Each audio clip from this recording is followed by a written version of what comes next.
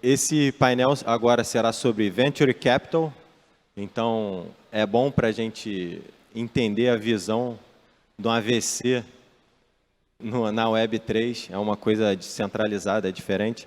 Então, eu gostaria de chamar para esse bate-papo a Cláudia Mancini, o Dan Yamamura e o Daniel Maeda para esse painel sobre Venture Capitals. Palmas para eles, pessoal. Pode sentar, senta para cá. Já está ligado, Dan, já está ligado. Qualquer um. Acho que é melhor, né?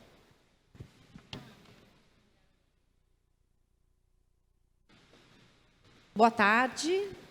Bom, o horário é terrível, né? Eu espero que vocês não estejam com fome, que já tenham se alimentado. Mas, enfim, é um prazer enorme estar aqui. Obrigada pelo tempo de vocês. É um prazer muito grande estar aqui com o Dan, da Fuse, que eu já dei várias matérias, mas não tinha conhecido pessoalmente. O Dan representa aqui, vamos dizer, o investidor, né? o Venture Capital. E a gente tem, estou muito lisonjeada com isso, a presença do Daniel, da CVM, que é a reguladora. Não vou chamar de xerife, mas, porque acho que está perdendo muito dessa cara.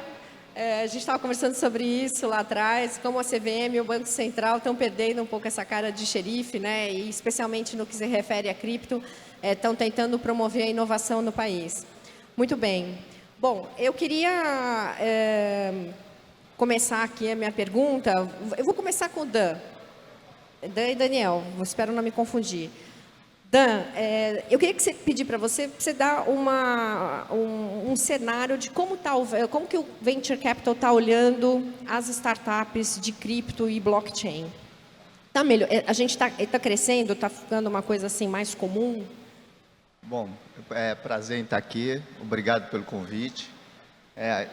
A gente já ficou amigo, apesar deles serem a CVM e o xerife. É invasão nipônica que a gente está fazendo aqui, né? Então, já estamos alinhados. Então, indo para a pergunta, a gente vê um mercado muito desenvolvido já, obviamente, nos Estados Unidos, investimentos de venture capital na área de cripto e blockchain, mas a gente vê um espaço muito vazio ainda aqui no Brasil. Tá? Eu acho que tem N motivos para isso estar acontecendo, mas a gente, como Fuse, nós estamos sendo pioneiros nesse espaço, né? Investimentos em venture capital, usando blockchain, tecnologia de cripto, coisas nessa linha. Daniel, como é que está o papel, como é que a CVM está olhando para os investimentos nas startups? A gente tem regras, né? Enfim, como é que vocês estão olhando essa parte? Não, sem dúvida. Pergunta bem importante e interessante mesmo de se responder, Cláudia. Assim, primeiro, enfim, boa tarde, né? Agradecer a todos pela audiência, os organizadores do evento. Está sendo fantástico ouvir aqui já pessoas com insights, com ideias bem interessantes que a gente vai levando na bagagem, né? E aqui para o nosso assunto, como você brincou, né, Cláudia? Muita gente tem aquela visão, né, da CVM, né? Aliás, né, até repercute muito dessa forma, né? Como um xerife do mercado, né, que está ali, né? Enfim, olhando quem está fazendo as coisas erradas e tal. E, obviamente, é parte do papel mesmo, né? Claro que a CVM tem esse componente, mas a CVM não é só isso, né? Inovação, de uma forma geral, interessa muito para a CVM, como interessa também para o Banco Central, né? Foi bem lembrado já aqui algumas vezes e outros reguladores, porque a inovação, muitas vezes, ela traz grandes vetores, né, que a CVM alimenta. O que eu estou querendo dizer aqui, né? Aumento de transparência, redução de custo, aumento de segurança, né? De novo, lembrando aqui, redes distribuídas, blockchain, eles trazem muito esse discurso, né, de registros invioláveis, etc. Então, enfim, é uma série de pautas, né, muitas vezes que a inovação pode trazer, que estão muito alinhadas com os interesses institucionais da CVM, dos reguladores, de uma forma geral, né? Então, a CVM abraça muito a inovação embora isso talvez não apareça tanto assim quanto esse lado xerife, né? Mas abraça muita inovação também. E a gente tem várias frentes nesse sentido lá, o sandbox regulatório, com boas propostas, algumas envolvendo tecnologias blockchain, né? Enfim, o regime regulatório experimental, etc, etc. Nosso Fintech Hub e tudo mais, né? Então, isso acho que é uma primeira mensagem muito interessante de se olhar, né? E aí, quando você fala sobre inovação, quando você fala sobre novas tecnologias, etc, né? Esse ambiente, né, de startups, de venture capital, de investimento em empresas pequenas, nascentes, né, ele é absolutamente fundamental, né, porque é ali que tudo nasce, né, é ali que as novas ideias surgem, é ali que você consegue ganhar escala, né, com capital para emplacar realmente essa ideia nova, né. Então, obviamente, assim, como parte, né, desse grande interesse que a CVM tem em inovação, uma parcela muito importante disso é justamente esse investimento, ou a facilitação, a viabilização do investimento em empresas que trazem essa inovação, né? Caso da Fuse também, né? Com certeza. E a gente tem feito muito, né? Nesse sentido também, né? De tentar fomentar esse ecossistema, né? Uma coisa que a gente estava conversando lá nos bastidores, né, Cláudio, fica aqui como um primeiro exemplo até, né, já provocativo, né, é a questão da regulação que a gente já tem, né, para o investimento em empresas, né? Lembrando aqui dos fundos, né, a gente tem fundos especificamente destinados, dedicados, né, inclusive com incentivos fiscais, né, para financiamento de empresas, inclusive empresas pequenas, né, empresas fechadas, né, limitadas, etc., que é o nosso fundo de investimento em participações. E o que a gente percebe ao longo dos últimos anos é que ele é um instrumento muito pouco usado pelas startups, pelo venture capital, né, em si. Isso tem preocupado muito a CVM. Fala, poxa, como eu brinquei lá nos bastidores, né, Cláudia? Pô, você desenha uma regulação que ninguém usa, alguma coisa está muito errada, né? Assim, essa regulação não está servindo, né, para o propósito que a gente mesmo imaginou lá no começo. Então, a gente vem tentando rever, né, a gente vem rediscutindo essa regulamentação para abraçar, né, para recepcionar melhor esse segmento de pequenas empresas, né, de capital anjo, capital semente, venture capital, empresas emergentes, como se chame, né, para conseguir fazer com que este veículo seja usado com mais força, frequência, intensidade, por esse ecossistema que em si é um ecossistema que nos interessa muito. Mas por que está sendo pouco usado? Alguém está perdendo alguma coisa ou a regulação está, vamos dizer, sei lá, desatualizada? Exato, né? Como acho que o Dan até chegou a antecipar assim, aquela história dos multifatores, né? Realmente problemas complexos, em geral, são explicados por uma série de fatores, né? É difícil você achar né? Ter um ponto ali, né, que seja determinante, mas desses diversos fatores, onde eu acho que a CVM pode contribuir, né? Existe mesmo uma questão regulatória, eu concordo, né? Quando você fala de investimento em empresas muito pequenas, né, empresas de poucos sócios, né, enfim, muito frequentemente com aquela presença do investidor anjo, inclusive, né, e você olha esse contexto de investimento, né, e compara com a nossa regulamentação, tem certas coisas que a nossa regulamentação pede hoje, né, que realmente não vão encaixar muito bem nesse tipo de investimento. Por exemplo, né, a gente discutiu lá, né, Dan, essas questões de regras mínimas de governança. Você exigir regras mínimas de governança nas investidas, né, em si é uma ideia boa, não vou discordar disso, né? Você está ajudando a promover mais governança no ecossistema, né, no domínio econômico de uma forma geral. Mas realmente para uma empresa muito pequena, você exigir, por exemplo, que o gestor do FIP tem que ter um assento no conselho de administração, quando esse conselho de administração nem existe, fica um negócio nonsense, né? Então, assim, obviamente, dar um passo para trás e falar, não, olha, será que essas regras de governança mínima, né, para o caso de um investimento em empresa muito pequena, faz sentido? Pode não fazer, né? Será que não convém ali você pensar numa dispensa aqui e ali? Outra questão é a questão justamente dessa influência na gestão, né? Quando você fala de um FIP, né, que investe em empresas mais maduras, né, a gente costuma falar assim, aquela empresa na fase pré-IPO, né, a empresa quase tão grande a ponto de abrir capital, né? Enfim, faz muito. A carteira desse fundo vai ter 3, 4, 5 investimentos, porque são investimentos grandes, né? E aí faz muito sentido você dizer, não, você tem que entrar na companhia mesmo, participar da gestão. Mas aí de novo a pergunta, né? Será que quando você fala de um fundo, né, que supostamente investiria em muito mais empresas, de muito menor porte, né? Você tem ali um portfólio de 20, 30 empresas, você exigir para esse gestor que ele entre na gestão de cada empresa, né, incisivamente, né? pode não fazer sentido. Muitas vezes ele está ali entrando mais como se brinca muito no mercado, né? Naquela busca do unicórnio, né? Ele está entrando mais como um capitalista mesmo, vendo se aquela empresa floresce com uma boa ideia, né? Não tanto entrando na gestão propriamente falando, interferir na gestão de uma investida é só uma das teses, né, de um fundo de private equity, tem tantas outras, né? Então assim, isso até assim um meia-culpa, né, talvez assim, né, um exercício que a gente vai refazendo aqui, né, na CVM, mas a gente realmente reconhece assim, que para esse segmento específico, né, de venture capital, etc., de mais investimentos em mais empresas com aportes menores, né, empresas de porte menor, né, realmente muita coisa ali da nossa regulamentação poderia ser revista, né? E aí a nossa esperança é essa, uma vez revendo, né, que esses investidores, de um lado, né, aportando nos fundos, né, e esses empreendedores, as empresas do outro, né, abrindo captações para esses fundos, né, ou por meio desses fundos, né, eles realmente venham mais, né, para o nosso ambiente, usem mais o nosso ambiente e deem para a nossa regulamentação o que ela precisa ter, né, que é a utilidade, né?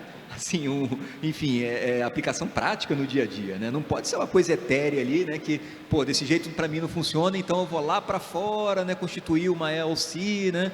Numa jurisdição lá, Delaware, ou seja lá o que foi, e aí volto para cá. Olha o custo, né? Que você está... E aí, de novo, agride, né, a CVM em tudo que ela, como eu falei no começo, defende, né? Você está pensando numa estrutura mais cara, menos eficiente, menos transparente, cheia de camadas, né? Que, putz, não consigo usar a outra ali do lado. Isso realmente nos incomoda muito, né? Então, é um esforço que a gente está tentando fazer para melhorar. Cláudia, posso fazer só um pequeno comentário?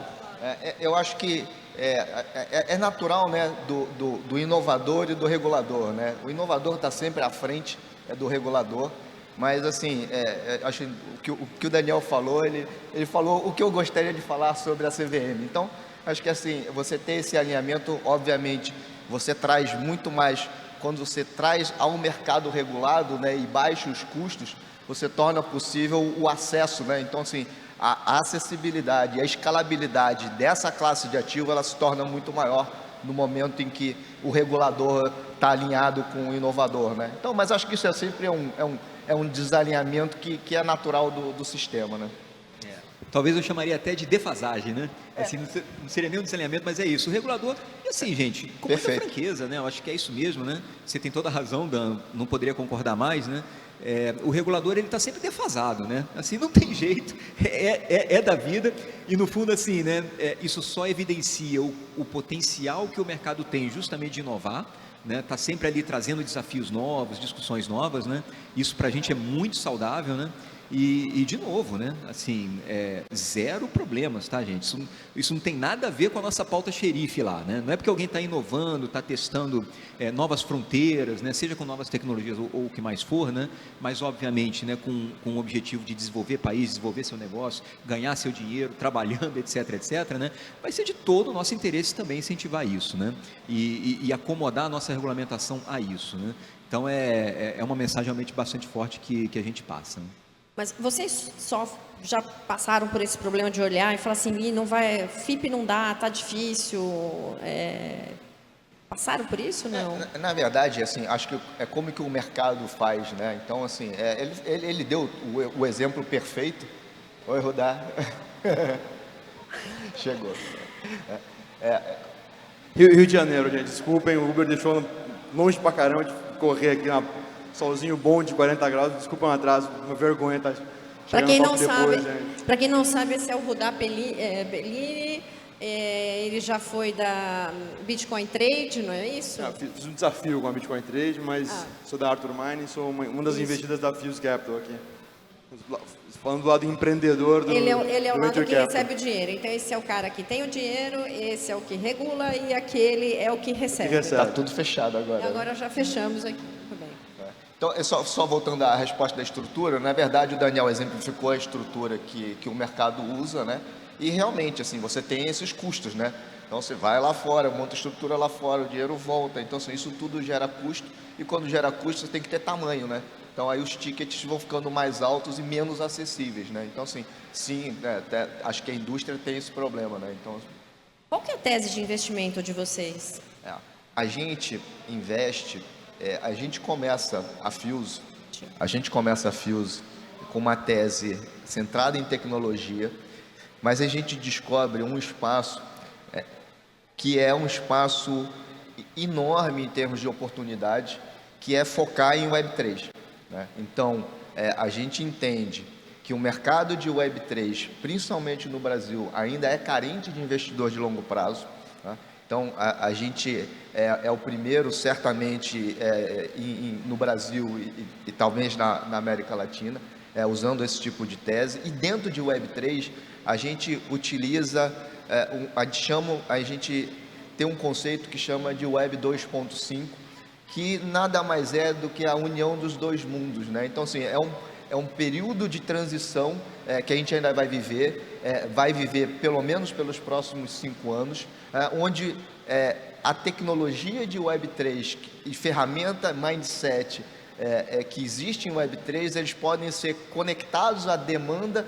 e às necessidades que hoje ainda vive muito mais em Web 2 ou no mundo tradicional do que em Web 3. Tá? Então a gente está trabalhando em achar investimentos que façam a conexão desses dois mundos, né? Eu acho que a Arthur, né, ela é um exemplo nesse sentido, né, porque eu não vou falar da Arthur, vou deixar para ele, mas eu acho que ele junta esses mundos e você pode ter diversas interpretações para esse tipo de investimento que a gente faz. Rudá, você pode contar um pouquinho o que é a Arthur? Posso. E também, assim, como é que foi o teu processo de captação? Esse é o mais difícil.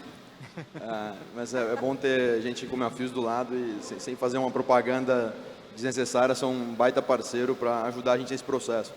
A Arthur é uma mineradora de bitcoins, essencialmente. A gente começou em 2015, o Ray, meu sócio, começou em 2015, a gente começou em 2017 nos Estados Unidos. E a Arthur nasce em 2020, na verdade, com a junção da operação do Ray com a minha e da expertise que a gente tinha. Aí, basicamente, a nossa visão se tornou muito mais ser uma empresa de energia do que necessariamente de mineração de bitcoins.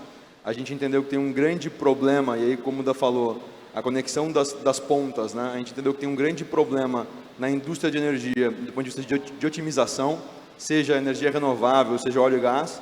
Então a gente começou com uma tese de óleo e gás para usar o flare, que é aquela tocha, aqui no Rio tem um monte, aquela tocha que fica queimando em operações de óleo e gás, para, em vez de queimar aquele metano puro, né, que é altamente poluente, a gente reduz a emissão desse gás, desse poluente, jogando esse gás para um gerador e produzindo nossa própria energia e consumindo dentro do oil field.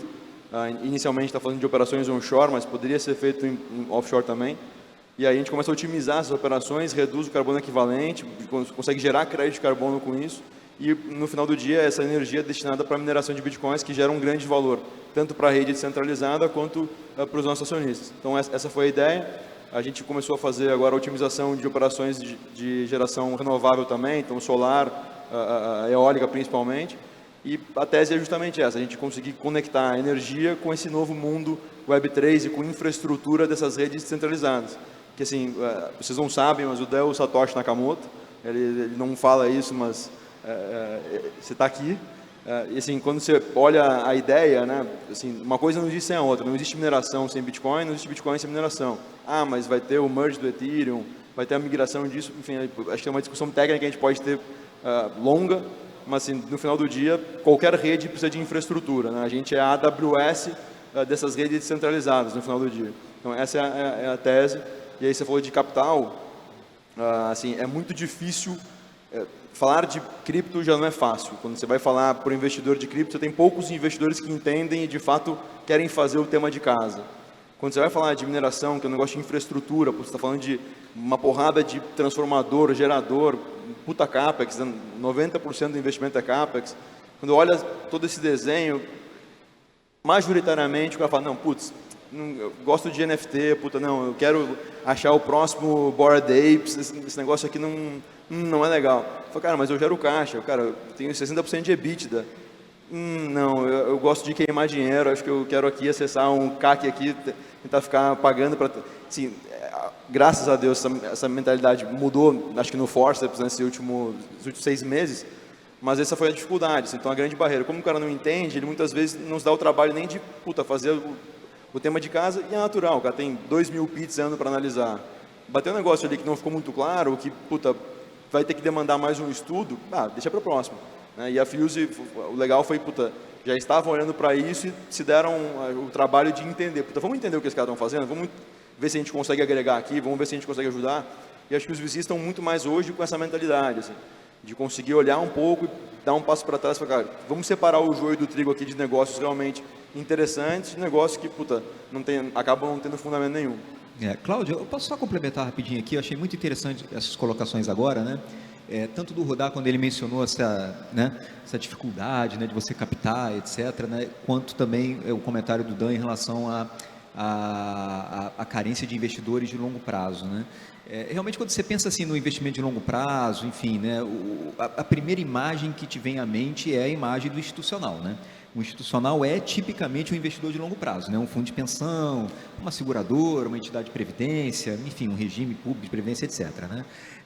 Mas realmente, assim, esse é um tipo de cara que, para conectar com os empreendedores, né, e os gestores, investidores desses empreendedores, né, a CVM pode fazer uma ponte muito importante, ou até assim, posso dizer, historicamente, tradicionalmente, sempre fez, né, uma ponte muito importante. Porque uma das questões que esses institucionais sempre levantam, né, quando eles questionam, quando eles fazem a due diligence, né, de um investimento, mas quem é que olha isso? Né? Quem é que fiscaliza, quem é que regula, quem é que acompanha, né? Eu preciso de alguém no meio do caminho, né, que me dê um conforto adicional de que aquilo está sendo monitorado, supervisionado, etc., né? E aí, obviamente, entra todo esse universo aqui, né, dos fundos de investimento como um exemplo, não é o único, né, mas como um grande exemplo desse veículo, né, que, olha, tem uma CVM olhando, né, tem um nível de transparência exigido pela CVM que qualquer um pode acompanhar, eu tenho alguém para quem reclamar se alguma coisa der errado, né? Então, realmente, assim, essa presença da CVM é uma alavanca incrível, né, para você, sempre foi, né? Uma alavanca incrível para você chamar esse investidor de longo prazo, esse investidor institucional para esse segmento, né? Isso é mais por que eu estou dizendo isso tudo, né? É mais um dos elementos que nos empurram para essa discussão que eu mencionei, né? Porque a gente sabe que para esse institucional, esse investidor de longo prazo entrar de verdade com capital forte, né, a gente vai ter, né, que ser parte desse processo, né? E aí, de novo, os fundos, eles sendo usados, né, eles tendem a trazer esse potencial, né? É muito da nossa fé, né, em torno disso, assim, olha, se realmente a gente conseguir desenhar uma regulamentação que, óbvio, proteja o investidor, garanta a transparência, tudo isso está preservado, né? Mas que de outra forma também atrai esse institucional, a gente sabe que lá, né, a gente vai conseguir apoiar, vai conseguir financiar essas startups, essa inovação, né, de uma forma mais acelerada, né? Então, achei bem pertinente o que eles colocaram. Cláudio, posso adicionar uma coisa? Eu acho que assim, tem esse comentário, né, do longo prazo, mas só vou enfatizar uma outra coisa aqui. Quando a gente fala do mercado de cripto, né, assim, o mercado de cripto de liquidez ou de curto prazo é um mercado super desenvolvido e super penetrado em termos de as pessoas sabem do que se trata, né, qualquer um já ouviu falar de Bitcoin por um bom caminho ou talvez por um mau caminho, né, mas é um negócio já razoavelmente consolidado, inclusive aqui no Brasil, né? Mas quando a gente fala de investimento de longo prazo em cripto ou em blockchain ou nesse segmento, ainda é um negócio muito carente, né? Ainda tem um espaço muito grande, que eu acho que encaixa claramente no investimento que a gente fez na Arthur, né? E aí, acho que mudando um pouco, mas falando um pouco do que o Arthur falou, o Rudá falou sobre a Arthur. Essa confusão rola direto. Direto, né? E aí, eu acho assim, super interessante, por exemplo, um ângulo que a gente enxerga, né, a gente pode enxergar o investimento da Arthur como um investimento de transmissão de energia, né? Então, mas como assim? Sem cabeamento, sem nada, né? Então, você faz a mineração que ela é melhor feita em ambientes ou em lugares mais frios, né? Então, você pode fazer isso um poço de exploração de petróleo no Alasca, né? Você transforma aquilo em Bitcoin e depois você traz o Bitcoin, vende aqui e compra energia, né? Então, de alguma forma, você transformou a energia que foi gerada no Alasca e foi consumida aqui no centro urbano, né? Então, assim, tem N visões diferentes sobre esse mercado de Web3, que às vezes acho que quando a gente não pensa exclusivamente em Web3 ou com a cabeça muito aberta, você não consegue enxergar esse tipo de coisa. Aí cai até num ponto que a gente comentou com o Daniel, onde tem muita coisa de Web3 que é Web2 disfarçado, né? Então, quando a gente pensa e se dedica única e exclusivamente com esse tipo de raciocínio, a gente se liberta dessas amarras e consegue enxergar as verdadeiras inovações, né? Você estava falando que às vezes os projetos chegam até meio quadrados lá na CV. Você fala, mas podia ser mais inovador, né? Você pode falar um pouquinho, contar um pouquinho sobre isso? Não, perfeito, perfeito. E assim, obviamente, sem desmerecimento nenhum dos projetos que vieram. Aliás, assim, o nosso Sandbox foi um sucesso, né? Projetos bem bacanas, mas realmente assim, eu sinto que eles poderiam ir mais longe, sabe, Cláudio? Assim, é um pouco até do que o Dan acabou explorando, né? São projetos assim que tentam fazer, né? Com as tecnologias novas que estão disponíveis aí, né? As mesmas coisas que o mercado já faz desde sempre, entendeu? Então, só para dar esse exemplo concreto lá do que a gente tem, né? A gente tem hoje projetos que né, emulam emissões de ativos, né? Só que agora feitas sob uma tecnologia, né, de rede distribuída, etc., né? Né, isso é uma proposta, né? E aí as outras duas propostas, porque a terceira já não envolve blockchain, né? Mas outras duas propostas em que, na verdade, eles emulam ambientes de negociação, né? Como se fossem mini B3, né? Assim, para negociar tokens, né? Basicamente isso. Percebe, assim, quando eu estou falando, que isso é o mundo 2.0, cara. Assim, mercados organizados de negociação já existem, né? Mercados de emissão, né, de títulos, né, para financiamento de atividade de empreendedores, também já existem, né? Qual é, assim, a inovação que você está trazendo aqui para mim é só a tecnologia que você está usando? Eu acho que isso ainda é um pouco limitado. Vou dar um exemplo prático aqui do que eu estou querendo dizer para ficar, né? Eu acho que está muito etéreo, né? Assim, o mercado de capitais hoje, ele tem uma série de desafios bem complexos, eu reconheço, é verdade, né? O segmento de renda fixa, por exemplo. O segmento de renda fixa é um segmento que sofre de problemas estruturais desde sempre. É um segmento pouco líquido, é um segmento pouco transparente, é um segmento onde a remuneração dos agentes em torno das negociações é uma remuneração de pouca governança, né? Não sei para quem sabe como funciona, né? Mas basicamente um operador do mercado de renda fixa, ele ganha com spreads, né? Ele compra o ativo por 9,5 aqui e vende o ativo depois lá por 10,5. Então, quer dizer, para esse agente não interessa muito ou tanto, né, aquela transparência do preço, né? Porque ele está ganhando justamente com essas diferenças na compra e na venda, né? Então, quer dizer, tem uma série de problemas estruturais ali. Por que quando você pensa num ecossistema novo de negociação, você já não pensa tentando se valer da lógica de uma rede distribuída, da lógica de colaboração, né, de todos os integrantes da rede, né? Para tentar vencer esses desafios, entendeu? Essa é um pouco a provocação que eu faço, né? Assim, olha, você realmente pode imaginar que um novo mercado de renda fixa que funcione de forma diferente, entendeu? Com agentes diferentes, tentando direcionar esses desafios. O desafio da falta de transparência no preço, o desafio da forma de remuneração com pouca governança, o desafio da baixa liquidez por consequência, porque, na verdade, assim, com preços mais transparentes e com gente atuando no ecossistema, interessados nessa transparência, a liquidez naturalmente já vai aumentar. Então, assim, isso é um pouco da provocação que eu faço. Óbvio que, assim, né, não estou desse lado aí, né, dos gênios, né, dos negócios que conseguem pensar nas soluções, né? Estou trazendo, assim, quais são os problemas, né? Mas realmente, assim, tem realmente um mundo todo, né, de grandes desafios estruturais, né, do mercado de capitais, que essa inovação pode ajudar a resolver, né? E aí, assim, gente, vamos um pouquinho além, né? Vamos tentar, assim, não ficar pensando em continuar fazendo as mesmas coisas que já são feitas com uma nova tecnologia, entendeu? Vamos tentar usar a nova tecnologia para tentar fazer as coisas de uma forma diferente. Essa é a minha provocação, tá? E, claro, né, gente, para a prancheta aí, todo mundo que pense nessas boas ideias, com certeza quem conseguir encontrar a solução primeiro vai ganhar muito dinheiro.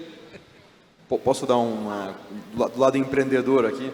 Acho que tem uma frase americana, muito comum no Vale do Silício, que é better, cheaper, faster, né? Então, as startups, elas buscam criar soluções melhores, mais baratas ou mais rápidas, e aí melhorando o que já tem. No final, você vai olhar, sei lá, um Nubank, puta de um banco, nada mais fez do que fazer um cartão de crédito, que é a mesma coisa que já existia, melhor, porque colocou o usuário ali como o centro da atenção e pensou, o que esse cara precisa, o que esse cara não está sendo bem atendido, e achou uma solução.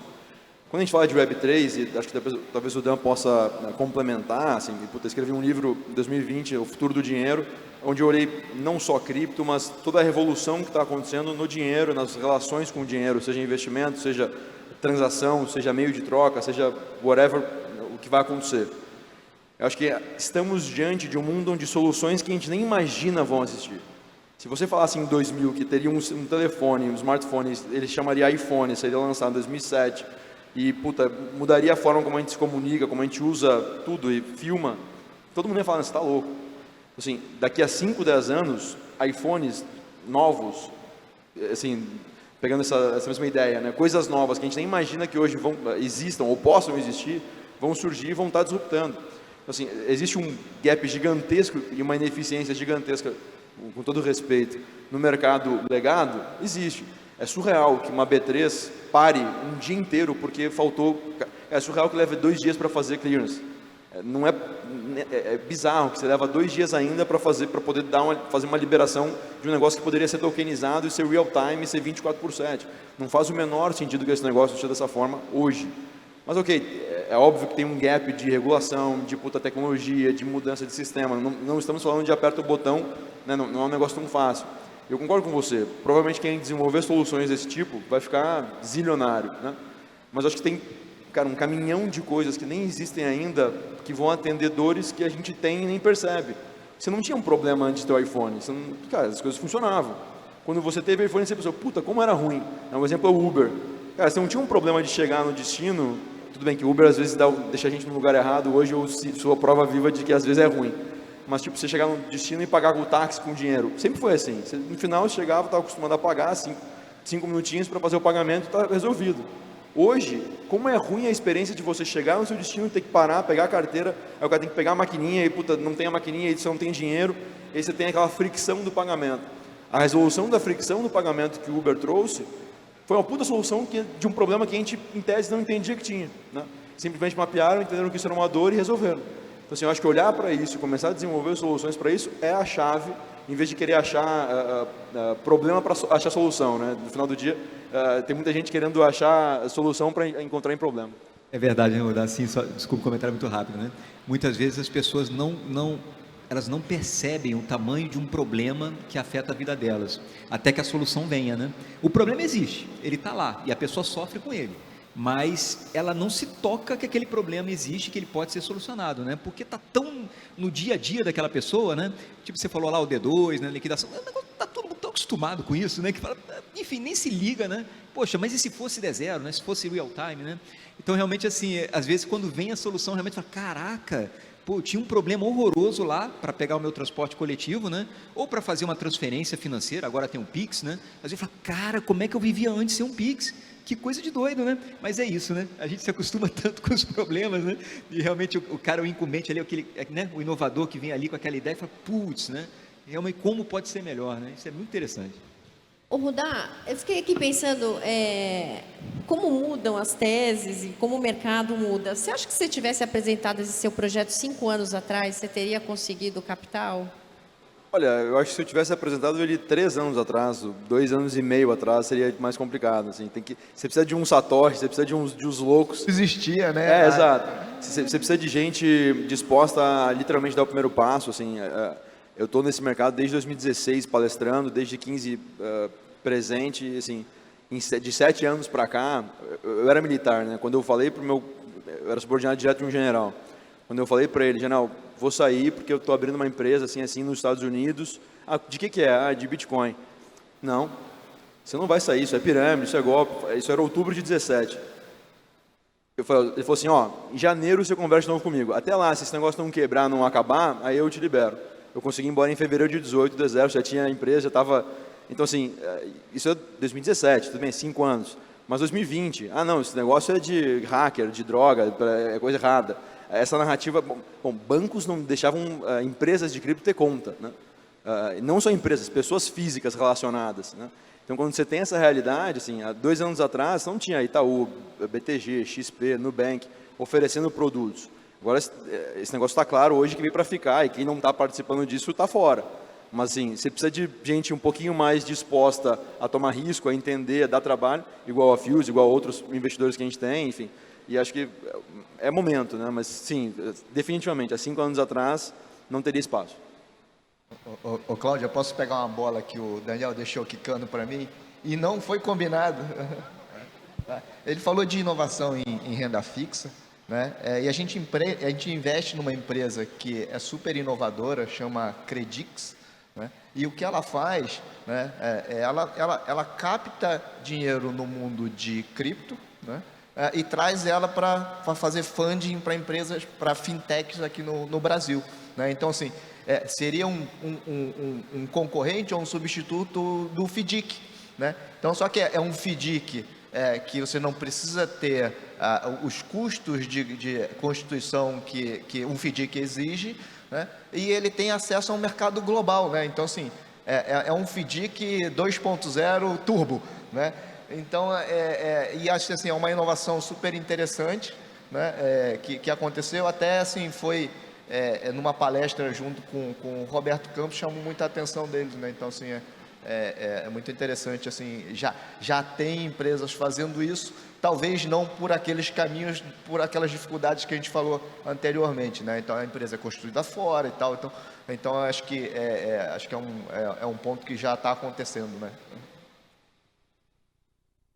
Você consegue você fala que vocês investem mais no longo prazo, né? Tem a cabeça do Venture Capital, então a gente está falando aí, sei lá, 5, 10 anos.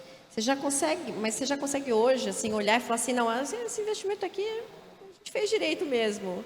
Ou ainda é muito cedo, dado que a gente está falando de inovação, Web 2.5, 3...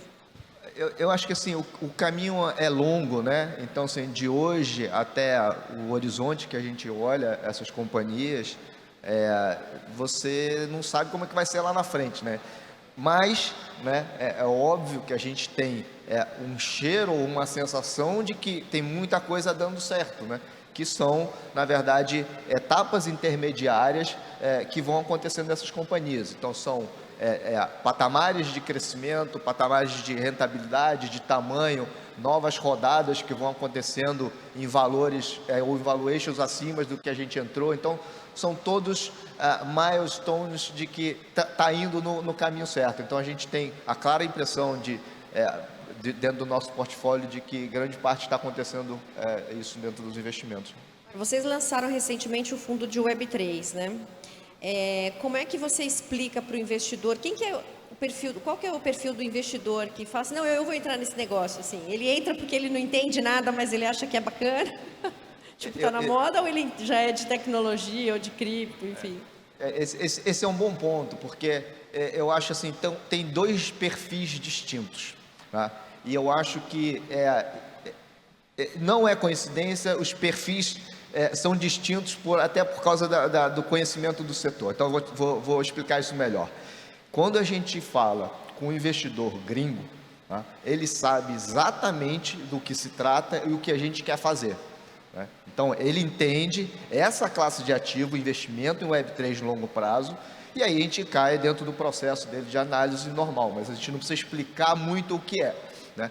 Quando a gente aborda os investidores mais nacionais e institucionais, aí vem muito mais pela curiosidade, necessidade de entender que assunto é esse, que eventualmente vai afetar o negócio deles, né? E explicar e contar um pouco mais dessa história, e falar um pouco mais de tese, dessa história do 2.5. Então, assim, tem muito mais um viés de transmitir conhecimento quando a gente fala com o investidor local, e quando a gente fala com o investidor estrangeiro, a gente já encaixa e já fala, já entendi o que vocês estão fazendo, eu quero ter um footprint aqui em Latam e isso nos interessa, tá? Então, assim, acho que tem essa diferença que a gente percebe isso claramente aí. Alguma coisa? Eu acho que, assim, a ideia de você está falando de uma coisa muito nova, né? Você tem, como ele falou, você não tem nenhum fundo dedicado exclusivamente a isso, com uma tese exclusivamente para a Web3, e vendo a quantidade de projetos que acontecem, tanto projetos muito bons com, eventualmente, empreendedores que talvez pudessem ter precisam de suporte, quanto empreendedores muito bons com projetos que precisam de algum alinhamento. Geralmente essa é a fase mais difícil, né? Você acertar o MVP e você conseguir achar o market fit, né? Você conseguir entregar uma solução que o mercado quer comprar. Assim, pela nossa experiência como investida, O suporte que eles dão é justamente ajudar o empreendedor a chegar nesse caminho, assim. Não são uma aceleradora, não é o processo, é outra pegada, mas no sentido de estamos falando de uma coisa muito nova. Estamos falando de uma coisa que potencialmente pode quebrar muitas barreiras, pode causar impactos, como você falou, podem causar impactos gigantescos em vários setores, não só dinheiro, não só transferência, não só crédito, não só real estate, saúde. Assim, bom, de fato, nem sei o que pode acontecer. Não? É tanta possibilidade que a gente nem entende como isso pode acontecer. E aí você conseguir ter alguém na América Latina de olho nisso é muito relevante. Porque senão o empreendedor brasileiro, o que ele acaba fazendo? Ele acaba ou tendo que ir para fora e recorrer a fundos gringos, que muitas vezes, se você não tiver acesso, você bate na porta e você vai para o fim da fila, e isso acontece. Ou você acaba tendo que levar o seu negócio para lá, que foi o nosso caso, e aí de lá voltar para cá. Né? Então, assim, você está perdendo empreendedores no final do dia. Né? Você como país está perdendo empreendedor, está perdendo capital intelectual. Né? Então, quando você tem um cara no Brasil que fala a sua língua, que entende a sua realidade, que entende a sua cultura, que tem acesso tanto a investidores brasileiros, mas também tem acesso a investidores estrangeiros, que têm interesse em entrar na América Latina, que é gigantesca a oportunidade aqui. Né? A gente está falando de Brasil, um país com muita oportunidade. 50% da população brasileira não tem saneamento básico. Então, assim, é legal falar de Web3, mas tem muita coisa que... e tem como ter solução tecnológica com Web3 para encontrar, resolver alguns desses problemas? Também tem. Seja em governança, seja em transparência. Então, assim, no final do dia, é muito relevante ter um fundo olhando para isso aqui no Brasil, porque no final, cara, você está aqui, você vai ali no Leblon, você bate na porta dos caras e fala, ei, tudo bem, eu estou com essa tese aqui, vamos conversar? É muito mais fácil chegar no A16Z lá, com 5 bilhões de dólares, você bater na porta, você vai falar com a secretária, com o estagiário, com o chefe do estagiário, com o chefe dos estagiários, até se chegar, em 8 meses, você chegou. É isso, entendeu? Ou você conhece alguém, ou não tem como ter acesso. Então, o grande problema do empreendedor, na verdade, é ter acesso a esses caras. E essa é a maior dificuldade, assim, é você chegar e o cara te olhar e falar, puta, legal, deixa eu entender. Né? Então, ter um fundo brasileiro que faça o idioma para isso, acho que potencialmente consegue ajudar muito o ecossistema brasileiro, que já é, falando de Web3 e cripto, um dos maiores do mundo, né? Ajudar muito o setor a desenvolver.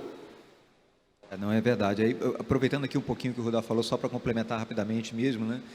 Aí já mais uma visão até particular, pessoal mesmo, né? Sem dúvida nenhuma que outros mercados estão bastante à frente, né, mais desenvolvidos, e o testemunho do Dan, ele evidencia muito isso, né? Assim, o investidor lá de fora já está muito mais habituado, já está, enfim, navegando naquilo há muito tempo, né? Já chega aqui, não, essa tese já conheço, né? Já vi várias vezes lá fora, né? E enquanto aqui no Brasil a gente fica meio que engatinhando, né? Isso é uma coisa que de uma certa forma me aflige um pouco, né? Porque realmente, assim, tecnologia, inovação, etc., hoje é o que realmente traz produtividade, né? Hoje, gente, assim, não adianta você simplesmente fabricar mais minério de ferro, fabricar mais petróleo, tudo isso se esgota, tá, gente? Assim, tem uma capacidade, obviamente, teto, limite ali de você chegar lá, né? Enquanto que com produtividade realmente você cria e distribui mais riqueza, teoricamente sem limite, né? E a grande alavanca hoje, né, de mais produtividade de capital, mais produtividade do trabalho, né, é tecnologia. É assim que os Estados Unidos é um país que desindustrializou completamente, não tem fábrica de praticamente mais nada lá, né? É um país que acabou focando muito em serviços, né? É uma economia de serviços essencialmente, e caramba, por que ela cresce, não para de crescer? Porque é produtividade, e essa produtividade ela é trazida por tecnologia, por inovação. É bem assim o carro-chefe da economia americana, como a gente já vê que acontece há muito tempo, né? Já não é de hoje, aí a gente está falando disso há algumas décadas, e não à toa, né? Todas as grandes big techs aí do mundo são de lá, né? Enfim, Amazon, Google, Microsoft, etc. Né? Essa é a nossa corrida, entendeu? Assim, nossa, que eu digo não é Brasil, não, é o mundo inteiro, né? Se a gente quiser realmente ser um país competitivo, um país que briga, cresce, né, que cria e distribui mais riqueza, né, e fugir dessa armadilha, né, do país de renda média, tem que ser por aí, não existe outro caminho. E aí, de novo, né, eu volto para o nosso ponto, né, é fundamental que, enfim, órgãos reguladores, né, e aí, obviamente, não só CVM, mas de qualquer setor, né, estejam muito atentos a isso e tentem alavancar isso, né, porque é o que pode colocar o Brasil realmente em outro patamar, talvez aí um patamar de crescimento e enriquecimento mais próximo do americano, né? Bom, a gente infelizmente está terminando o painel. Vou convidar vocês para almoçar, hein? Assim a gente continua a conversa. Mas queria saber se você quer falar alguma coisa para fechar isso, desse painel. Eu acho que, assim, acho que os pontos principais acho que já passamos, né? Já passamos, desculpa. E acho que eu também preciso almoçar, né? Eu também estou com fome. Mas acho que, sim, a gente já passou pelos pontos, acho que é super complementar o que falamos aqui, né? E acho que queria só pontuar de novo, né? Assim, essa dedicação nossa dentro desse espaço, né? Do espaço de investimento de longo prazo em Web3. E eu acho que, assim, acho que pode até ser meio repetitivo, mas esse espaço da Web3 é um espaço tão inovador, né, que é muito difícil você pensar essa tese de investimento ou inovações que acontecem em Web3 quando você está comparando com os setores tradicionais, né? Então, se você está analisando um case de health, ou de fintech, que eu acho que é um negócio mais próximo, fintech no mundo tradicional, e em paralelo você precisa decidir qual investimento você faz, se é no fintech, é um negócio disruptivo de Web3, né? É complicado porque são níveis de riscos diferentes, né? Quando você está dedicado em Web3, né, você entende aquela inovação e você já está tomando aquele risco, né? Então o teu investidor entende já que você já vai ter exposição à Web3, né? E aí você consegue tá livre de amarras, né, para você investir em teses realmente inovadoras em Web3 que possam trazer utilidade para esse mundo, né? Rudá, a gente vai começar a ver mais projetos com Bitcoin assim como o seu, mais inovadores e que não tragam essa coisa, gasta muita energia, é ruim para o Então, a meio gente vai, ambiente. é uma questão de narrativa, né? Mas a gente está trabalhando para mudar essa narrativa aí. Acho que uns 75 dias por aí a gente vai ter algumas novidades interessantes aqui falando de Brasil. A tendência também dos mineradores, a gente vai começar. Eu acho que sim. Eu acho que, na verdade, a tendência da mineração, no geral, é a energia. E, assim, o caminho é lógico para as empresas de energia entrarem nesse mercado. Nos Estados Unidos já aconteceu. A segunda maior produtora de energia nos Estados Unidos já entrou. Então, assim, Oil and Gas, a ExxonMobil já entrou no mercado também. Então, de fato, é uma tendência clara lá. No Brasil, a gente é rico em energia e em geração. A gente é péssimo em distribuição e transmissão. Então, assim, no final, o grande problema do Brasil não é na parte que gera, mas na parte que depende do governo, que é transmitir e distribuir. Então, acho que tem algumas coisinhas que a gente está produzindo aqui no Brasil, em parceria com algumas companhias que não dá para falar ainda, mas que talvez façam um barulho legal. Muito bacana, Cláudia. Assim, de novo agradecer aqui. Eu sei que o tempo já acabou, né? Estamos sendo alertados em telas vermelhas, né? Que temos que sair. Mas assim, obrigado de novo pela chance, né? Achei muito interessante essa última provocação do Rudá, né? Lembrei do comentário do Dan de que o negócio, por exemplo, da Artus pode ser lido como um negócio de transmissão de energia, né? Se você casar isso, por exemplo, é só um exemplo, tá? Brincando aqui, né? Se você casar isso com a nossa matriz, por exemplo, né, o fato de ser uma matriz essencialmente limpa, né, estruturalmente limpa, né, e as necessidades crescentes do mundo, né, com toda essa questão ESG, né, etc., né, por energia limpa, né, olha só o potencial que existe isso, né, você usar esse modelo de negócios, né, para transmitir, vender, né, uma energia gerada aqui em outro lugar, né, e esse outro lugar está ali, cara, demandando ferozmente por energia limpa que a gente produz, né, e pode produzir mais, assim, nossa, estamos muito longe do teto nisso, né, então assim, você vê, né, tem tanta coisa, né, que pode aparecer assim, com essas inovações, né, que é realmente encantador, né? Mas enfim, de novo, acho que, claro, né, aqui do nosso lado, acho que o papel é realmente criar esse ecossistema legal, regulatório, né? Também, obviamente, com suas implicações operacionais, etc., para que esses negócios floresçam, né? Floresçam mais uma vez, né? Com transparência, com investidores sabendo o que estão fazendo e os riscos que estão correndo. Naturalmente, aqui ou ali vão perder dinheiro, faz parte do negócio, né? Isso em si não é problema nenhum. Negócios dão certo ou dão errado, né? As apostas existem para isso, né? Por parte dos investidores, mas sempre conscientes do que estão fazendo. No fundo, a preocupação da CVM é sempre essa, né? Risco está no business, né? De qualquer investimento. O importante para o investidor é só saber que risco é esse que ele está correndo e nisso se baseia todo o nosso arcabouço, né?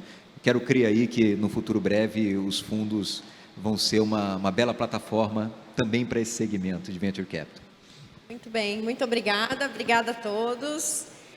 Enfim, bom, Eles estão por aqui, né? Vocês vão ficar por aqui, né? Então, se vocês quiserem fazer alguma pergunta, acho que podem depois procurar os 3 aqui, tá bom? Obrigada.